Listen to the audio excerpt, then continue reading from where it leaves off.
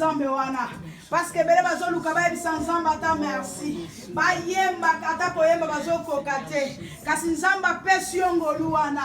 Yo okumbisa ye po binela ye. Yango zala reconnaissant bien aimé. Bana ko pesa ye merci. Pona nyonso asaleli biso. To bondeli na kombo na Yesu alleluia.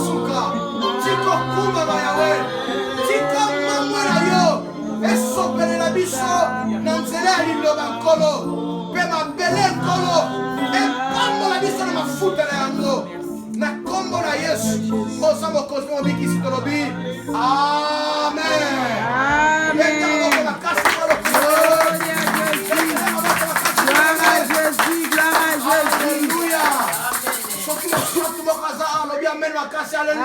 Amen. Asa gangi amen, alléluia. Amen. Tolingi toyoka maloba na Nzambe. Na osenga mama nyonso aza na pembe na mwana encadrer mwana malamu.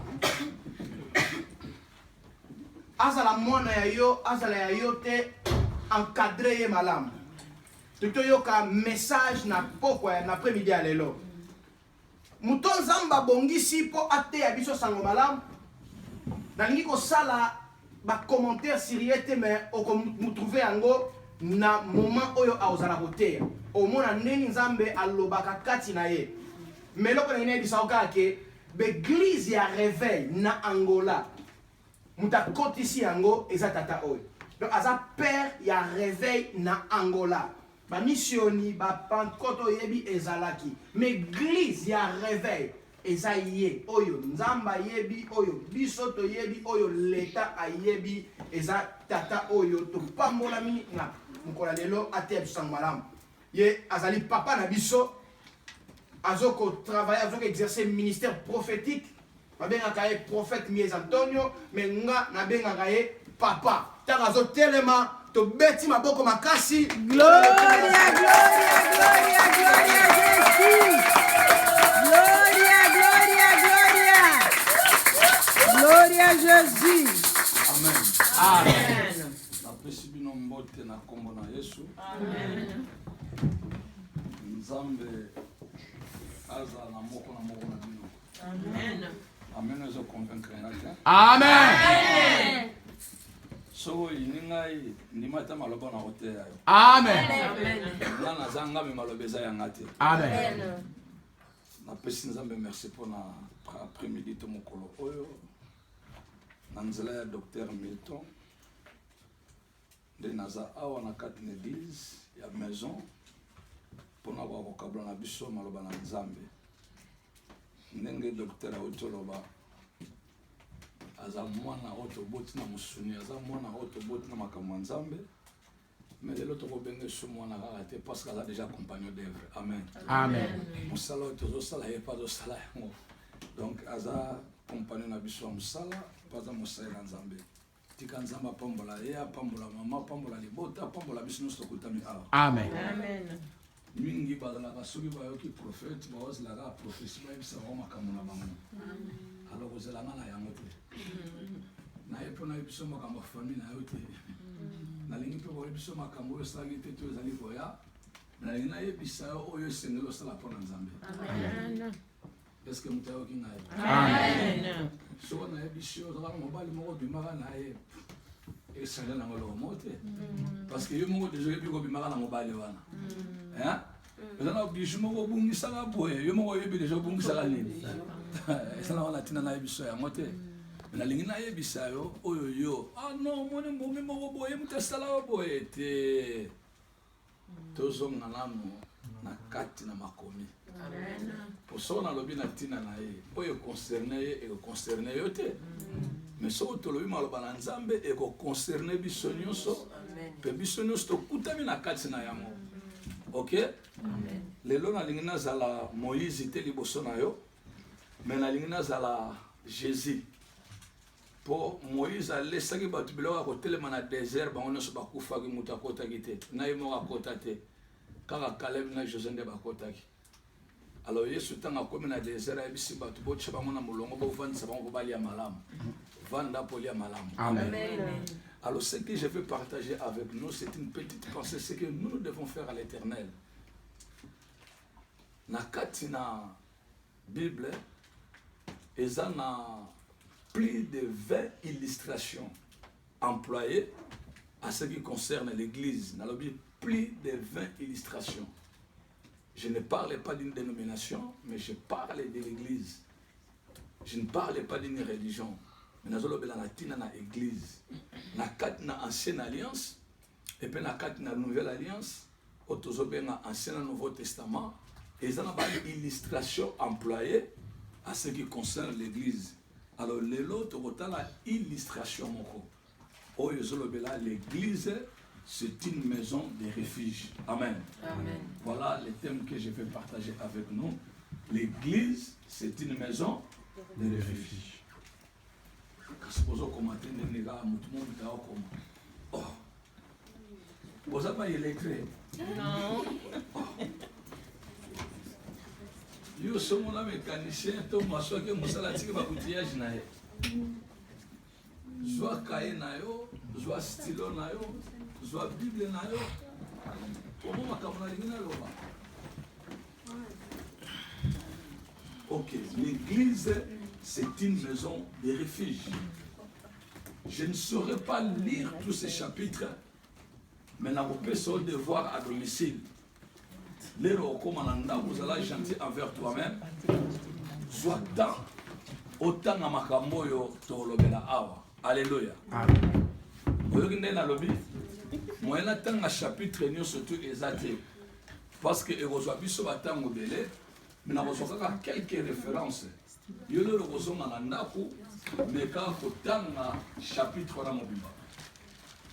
Alors, nous avons un nombre, livre et un nombre, dans le chapitre 35, dans le verset 1,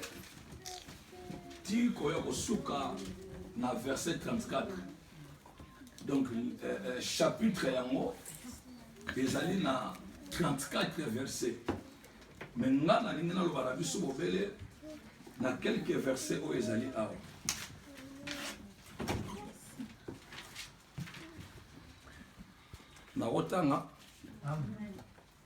Qu'est-ce que nous avons besoin déjà?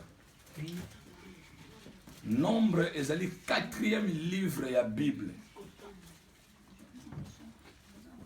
Bon, si vous avez Oyazui, ils allaient dans verset, na verset 24. L'anangai malam. Voici les lois d'après lesquelles l'Assemblée jugera entre celui qui a frappé et l'évangile du sang. L'Assemblée délivrera le métrier de la main du vengeur du sang et le fera retourner dans la ville de refuge où il s'est enfoui.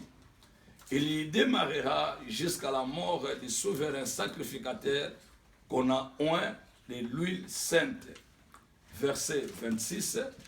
Si le métrier sort du territoire de la ville de refuge où il s'est enfoui, et si l'évangile du sang le rencontre hors du territoire de la ville de refuge, et qu'il le dit, le métrier, il ne sera point coupable de mettre. Dans quel verset 28? Car le métrier doit demeurer dans sa ville de refuge jusqu'à la mort du souverain sacrificateur. Et après la mort du souverain sacrificateur, il pourra retourner dans sa propriété. Amen. Amen. Oh là là, amen. Amen. Alors lorsque vous allez lire ces chapitres 35, il y a livre et un nombre, vous allez trouver que l'Éternel est en train de dire à Moïse, dis à ton peuple, vous allez me construire 48 villes. Les 42 autres villes, ça sera pour vous. Et les 6 autres villes seront réservées pour moi comme les villes de refuge. C'est Dieu qui avait dit à Moïse de dire à son peuple de construire combien de villes? 48. Combien de villes? 48. 42 villes, il y a peuple wana. Mais 6 autres villes, il y a Nzambe. Amen. Amen. 42 il y a nani? Bon, 6 mosusu. Il y a Nzambe. Nzambe alobi boye. 6 villes, il y a ngai. Na pesi yango kombo ya ville de refuge. Bozolanda. Oya bino bo pesa ngo ba kombo oyo bino moko bo. Mais oya nga kombo nango ville de refuge. Nzamba lobi na Moïse boye. Nakamati ba ville oyo nyonso motoba nyonso 6. Na bengi yango ville de refuge. Na sali yango pona batu malamu te. Mais ba ville na ngai et salami kaka pona batu ya mabe. Amen. Amen. Soko moto abomi moto akosala nini? Akokimela kuna. bakangi mutu na kindumba aosala nini aokimela kuna bakangi moyibi aosala nini aokimela kuna namoni boolanda malamu te Amen. bozolanda bien alors nzambe alobi boye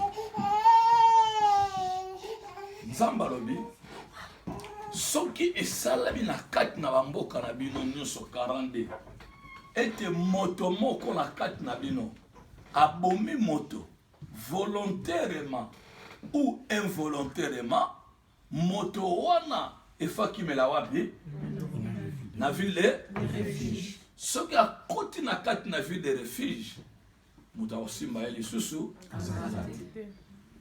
landa malamu ntango moto oyo bazobenga ye meurtrier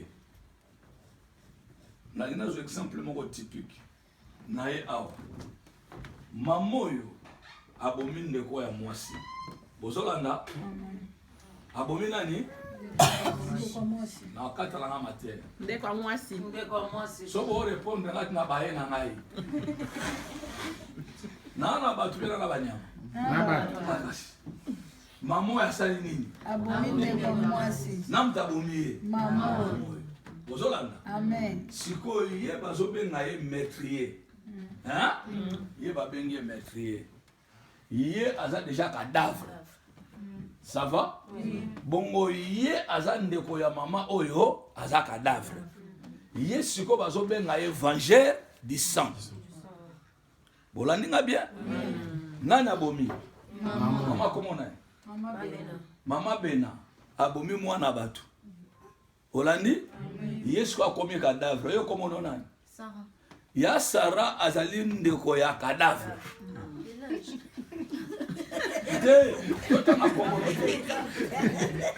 amen Amen. sikoyo ye ozolanda ye avivaki scène wana ndenge ezosalama avivaki scène wana donc ye aza témoin oculaire lere avivre scène wana aye mbango awa epai ya Sara abindongo ovandi awa eza na mwasi moko asali nini abomi ndeko nayo yesu ko atuni mwasi yango nani abinde mwasi yango aza boye ye aye akuti penande akuti plutôt Sara aye akuti penande ndeko nasali nini akufi bozolanda bien abisikoyo lokola ndeko nanga akufi akokende ofele te il faut la venger makila ya ndeko nanga abandi koluka siko mama bena po asala nini avenger makila ya ndeko na ye otango azokanisa avenger makila ya ndeko na ye n'esprit kaka bebe ye po afa asala nini aboma bena bango nyonso bazwa nini perte lokola famille na ye zwi perte famille ya bena mpe vozwa perte mais siko bena oyo alekela mayele pesanga amen amen lokola na bomi boye nga mpe biliaki ngai Bikoki. mpo nakufa te nasala nini yaka mama mama ngo aye akimi donc talongola ndinga ngai anda avandi wapi La ville de refuge. bozolanda ocomprendre nga calmement ntango avandi wana ce qu'on a kati ya ville ya refuge bozolanda ngai avandi liboso ya sacrificateur ye aza sacrificateur ye aza nani maîtrier bozolanda assassine ye azali sacrificateur ye aza nani bongo mama oyo Vengeur des sangs. bongo ndeko oyo Cadavre. siko bible elobi boye amen Amen. yaka sana ye nde bozomona ye wana na koteya mokusi me kosunga yo okoyeba nini okosala mpo na nzambe ye ndenge atelemi awa kombone nani te Vengeur des sangs. ok amen alobi nga na miniti ofo nasala nini na vange makila ya nde Ndeko nanga. ko moto okomaki ndeko na koti wapi La ville de refuge. liboso ya nani Ya sacrificateur. ko Sara a droit ya kokota na ville ya refuge te. Mobeko epekisi ye akoki kokota na ville ya refuge te. Fo sukila wapi? Banda ya ville ya refuge. Bozola na malamu. Sikotela makawana ma. Siko yende na kati ya ville ya refuge. Ana makambo mine 4 choses. Oyo ezo protéger. Et loko liboso ana protection. Po akoti wapi? Na ville ya refuge. Et loko ya mibale ana sécurité. Po za liboso ya nani? Ya sacrificateur. Et loko ya misatu ana garantie pour na kata ville ya refuge a dépenser et loko Te. est-ce que vous avez un Amen. Amen. et loko ya mine. Bola nanga bien. Ya misatu ana garantie. Ya liboso za nini? Non. Premier point, à côté. Anani. La protection. Protection. Yami Balé. Dans la sécurité.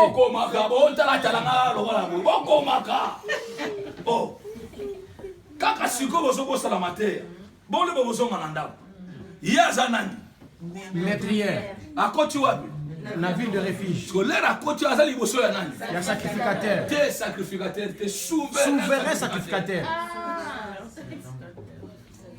Bozonga ngaya. Na obaye bino ha. Ola zanani. Meurtrière. Hein? Meurtrière. Azawapi. La ville de refuge. Liboso nani? Il y a souverain sacrificateur. Pesanga amen. Amen. Lokola koti awazana makambo bonya malamu. Mine. Ya liboso. Protection. Ya mibale. Sécurité. Ya misatu. Garantie. Ya mine. Assurance. Azu assurance à vie. Mais kotala ye. Makambo oye azu ya malamu. Akoye ko mériter yango te. Amen. Parce que ça mérite. Mais loko sali kaka mériter makambo oyo. Akoti wapi? La ville de refuge. Liboso ya nani? Il y a souverain sacrificateur. Siko yo kanga. Ya kufi ake ofele.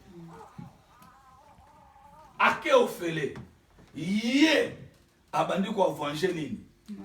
Makila ya Yande konae. abando tambola. Azongaka na ndako alali. Mais motema na ye ezaka pasi. Suka nango. Il faut venger makila ya Yande konae. ya saravana. Nake na sisa matela nanga bien. Problème le biboy. Ye moshi oyo. Vina ye mobimba. Aza condamné à tika la ville à refuge. Toute sa vie. Elle ne pourra jamais oser de sortir dans la ville De refuge. le jour où elle sortira dans la ville de refuge, elle a perdu toutes ces 4 choses. Amen. L'air ya bimi ya mama. L'air ya bimi. Na ville de refuge. Zonga. Vanda. Yaka. Sarah akutali naye.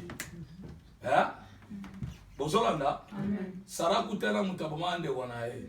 Yepe abare. L'air Sarah bare en attendant que ne compte la ville à refuge. Parce qu'Azali ni coupable. Parce qu'il a vengé le sang de sa sœur. Et puis famille naye venger de sang côté le matin. Bah mon nous se famille va tirer la calme mais pas va comprendre que Sarah Salini. Makila ne konaye.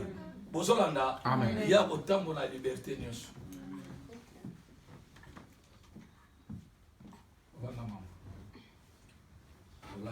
Amen. Sikoyo. Moto oyo dans la carte sa ville à refuge. Akoki peut ko perdre sécurité na ye, même abimité ako perdre yango. Akoki peut ko perdre assurance na ye, azaka na carte sa ville à refuge, ma perdre assurance na ye. Azaka na carte sa ville à refuge, a perdre sécurité na ye, a perdre garantie na ye, a perdre protection na ye. Bola nanga ye. Amen. Ako perdre yango ndenge Nini. tunanga ndenge nini. Ndenge nini. Bible lobi hein. mokolo souverain sacrificateur ako kufa. Voilà nenga. Ville etikali vide. Moutako protéger yango. Azate. Moutako sécuriser yango. Azate. Siko venger di sasalinini. Apoti. Après, à barrer.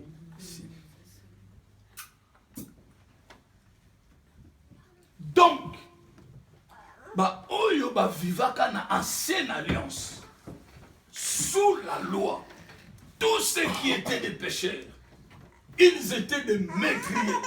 Ils ont commis des choses néfastes et négatives qui n'ont pas plu à l'Éternel. Ils sont entrés dans la vie de refuge. Mais leur sécurité n'a pas été perpétuelle. Leur garantie n'a pas été perpétuelle. Leur assurance n'a pas été perpétuelle. Parce qu'il y aura un jour que le souverain sacrificateur va mourir. Amen. Amen. Et quand le souverain meurt, la Bible déclare, même le métrier va perdre sa garantie. Donne-moi un bon amen. Amen. Mais vous et moi, nous sommes privilégiés parce que nous ne sommes pas les pécheurs et les maîtriers de la Sainte Alliance. Amen. Amen. Nous sommes les maîtriers et les pécheurs de la Nouvelle Alliance. Et c'est lui qui est en train de sécuriser, n'est-ce pas, la vie de refuge de la Nouvelle Alliance, c'est Jésus-Christ de Nazareth. Amen. Le premier jour, il était dans les tombeaux. Le deuxième, il était dans les tombeaux. Le troisième jour, il est ressuscité. Donc, en ressuscitant, il dira, tout pouvoir m'a été donné. Amen. C'est la du verbe de quantité. Tout pouvoir m'a été donné. Dans les cieux, sur la terre et sous la terre. Amen. Donc, les sacrificateurs souverains de la Sainte Alliance, ils étaient limités. Mais notre sacrificateur à nous, il n'a jamais été limité. Amen. Et il n'y aura aucune limite. Amen. Donc, tu es sécurisé à perpétuité. Tu es en garantie à perpétuité. Amen. Oh my God. Tu es assuré à perpétuité. Parce que le souverain, Jésus, est toujours dans la ville De refuge. c'est l'église. Amen. Amen. Amen. Donc, le jour où tu vas oser de quitter l'église, d'abandonner la vie chrétienne, tu verras. Parce que la Bible dit, nous avons aussi quelqu'un qui nous venge. C'est le diable. La Bible déclare dans le livre de 1 Pierre chapitre 5 verset 8 à 9 que le diable rôde comme un lion rugissant, cherchant qui il va dévorer. Oh my God. Est-ce que vous avez entendu? Amen. Ce qu'on a quatre sa ville à refuge, lieu moyen dévorer yo, Azate. moyen simba yo, Ezate. moyen sagager yo, Ezate. le mukolo tika église ya. Et voilà pourquoi, même dans mes interventions,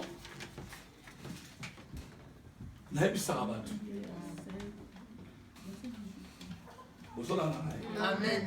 bato balobaka na lembi l'église amo baventurier nakomosambela nga na ndako ya bato nyonso basambelaka na ndako aa na paster te aza na église te azali livré exposé na barégi nyonso ya église. Amen.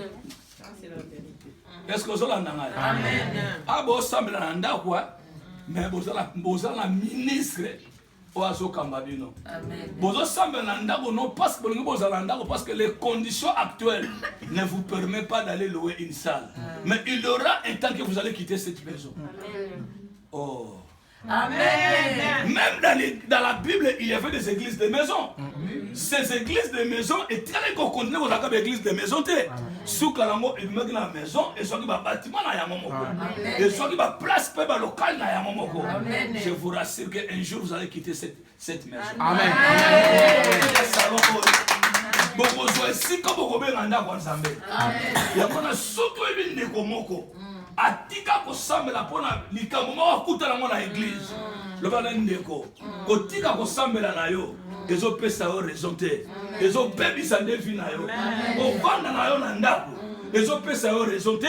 Ezo bebisa vi na yo. Parce que le diable a peur du souverain sacrificateur et il a aussi peur de celui qui est dans la maison de l'Éternel. Ta maison n'est pas une ville de refuge. Ma maison n'est pas une ville de refuge.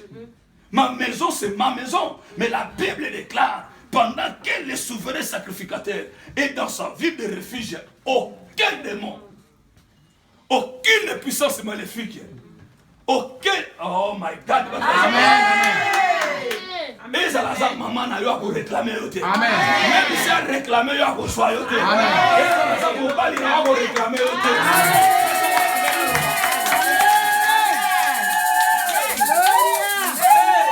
Est-ce que ça va? Et ça la maman n'a pas de poto yaya. Et ça la maman n'a pas la yo. Yo au balanga mais elle kelemba.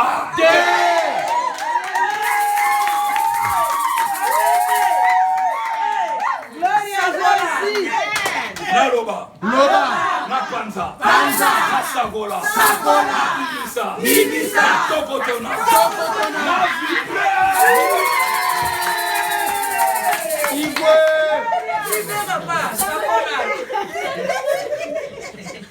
Continue, non? Amen.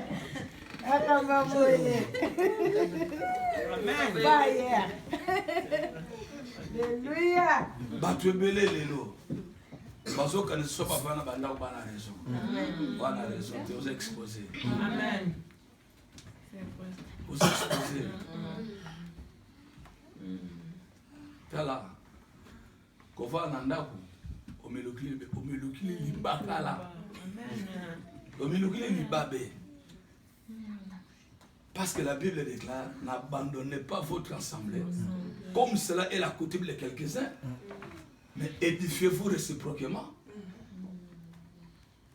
Tala, pesanga amen. Amen. C'est mon église, et aussi mbaté. Changer église. Église. Mais on va dans l'andaku. L'on va au centre. Fumula ya yomoko. Soko poko fumula, on a la connaissance à ma camboyanza. Soko poko la connaissance à mon zambe bien benga. Soko zambe benga yote ya on me fout à yomoko. C'est ça l'erreur que nous sommes en train de faire. Ngande na boy. Na hotel a lobi pa bishop malonga na bobunda na ngande bozo mwana. Na telemi pe na bunde, prophète mieux a bunde na mais bon condamner na noté bon tuna na no abundeli nini. Pour pas condamner akaka. Faut ba cause qui la cause qui m'a poussé pour ne que ne kobunda. Nga na vie na nga. Et na batumi balé soko simbi bango. Esili. Non to yoka te. Et lo kwa liboso eza basali ensemble. Et là, on a mis balai et sa église. Bien aimé, je suis né dans une famille pauvre. Je suis quelqu'un qui est grandi dans la rue. Je n'ai pas été, n'est-ce pas, dans un bas qui était dans l'université. Na kola bomeli ya diamba voyou mouibi.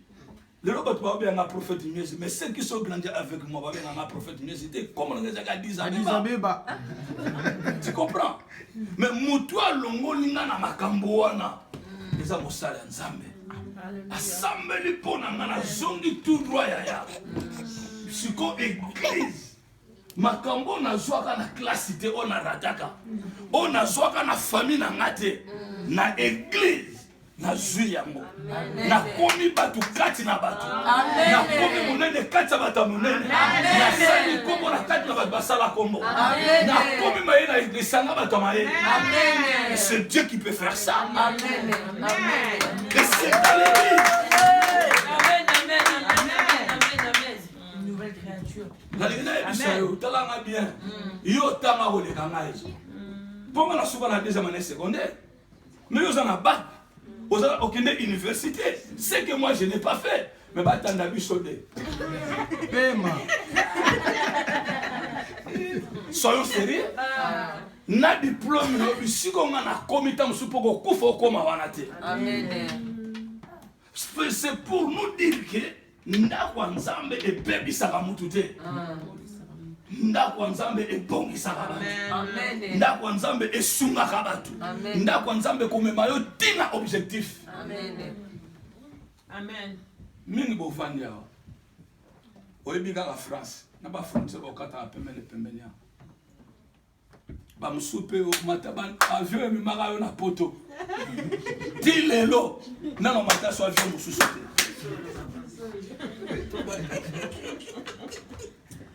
ataba ya ozo avion ni Angleterre ozo pe français OK na raté mais biso ba mususu na ngolo nzambe na biblia na ngolo nzambe. Je suis favorable à tous les 5 continents du monde. Amen. C'est que Dieu qui peut faire ça. Amen. Nous sommes ambassadeurs de Pananga, à cause de la mona yoko le kangai. Amen. Parce qu'il fait grâce à qui? Amen. Amen. Il est le maître des temps des circonstances. Amen. Amen. Peut ça amen. Amen. Comment est-ce que dans la poto? Hein? Boti comme la marobaga, boni marobaga, on tire marobaga la note. Forme. Yatika. Pour mutumu suswa, ozola nanga, yo vanda na poto. Ya vanda en Afrique. Yo za na poto za na nzambe te. Mais ya za na Afrique za na nzambe. Mokolo claireur obeta yo kele na lifelo yake na lona. Amen. Amen. Amen. Amen. Et là batu mususu. O vanda na poto, mais na vie sociale à l'ekio. Na yebiso aleki yo bato mi bavandaka na poto ti bakokufa bakotikala kosomba ndako te mais oyo aza na Afrique ata asombi ndako na sanga mamba ya ye eza mabele na ye ata asombelaki mbateke eza ya ye ta bandima te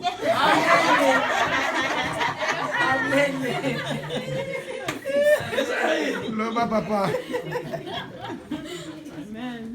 Ezo sunga. Amen. Moko musuna fani na kin. Garçon woti autaki soli kwa. Babenga bango bazwezo. Aloba trop. Batu butaka poto kozala benzombwe. Allo. Azubona ke alegi biso nyonso. Tellement mon thème comment il m'a poussé. La supporter les sociétés. Na bisende ko lobi pe. Au Vana wapi. La Suisse. La Tunisie, on a permis. A surtout qui pour la Suisse là va permettre. Va permis à B je sais.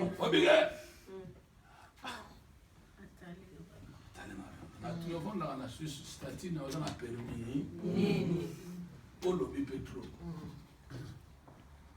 Et puis il y a mis balo qui n'est pas tombé là. Na hebise ya. Botika makambo. Yo amikiliste. Merci menaza mondialiste. Pour moi c'est na bête à tous les 5 continents du monde yo qui n'est pas. Oui, Australie. Amérique est bien ou à Canada.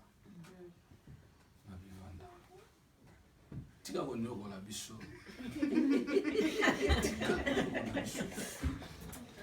Pour bâtir surtout au yebi bangote.